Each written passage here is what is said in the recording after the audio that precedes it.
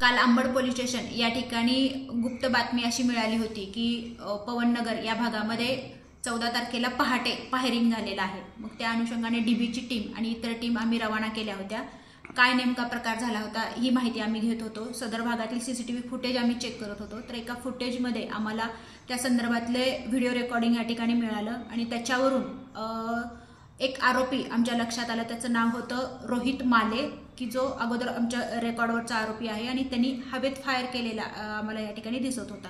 तर मग ह्या सगळ्या गोष्टी लक्षात आल्यानंतर आम्ही तक्रारदार या ठिकाणी शोधत होतो, परंतु कुणीही या ठिकाणी तक्रारदार आम्हाला न मिळून आल्यामुळे आम्ही सुमोटो पोलिसांनी त्याच्यामध्ये दखल घेऊन 307चा गुन्हा सध्या रोहित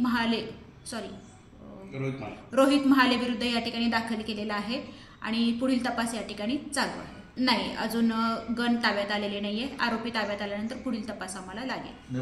व्हिडिओमध्ये अजून चेहरे स्पष्ट होत नाहीयेत। ज्यावेळेस मुख्य आरोपी ताब्यात येईल त्याच्यानंतर सर्व गोष्टींचा या ठिकाणी उलगडा होईल।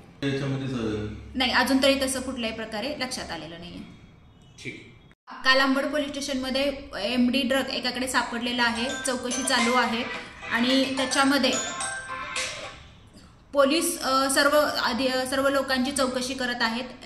ही अफवा या ठिकाणी पसरवून एका व्यक्तीच्या बाबतीमध्ये तसा प्रकार झालेला आहे की आणि त्या व्यक्तीला त्याच्याकडचे जे सोन्याचे दागिने आहेत ते एका रुमालामध्ये काढून ठेवा आणि आम्हाला तुमची झडती घेऊ द्या असं या ठिकाणी सांगण्यात आलं होतं आणि त्याच वेळी त्याच्याकडून ते दागिने काढून घेण्यात आलेले आहेत। यामध्ये सदरच्या भागातले सीसीटीव्ही फुटेज आम्ही पहिल्यांदा चेक करत आहोत। सध्या तरी आमच्याकडे पाहिजे तसा पुरावा हातात आलेला नाहीये। आमच्या रेकॉर्डवरती पण काही गुन्हेगार आहेत, तर त्यांची देखील आम्ही माहिती या ठिकाणी काढत आहोत।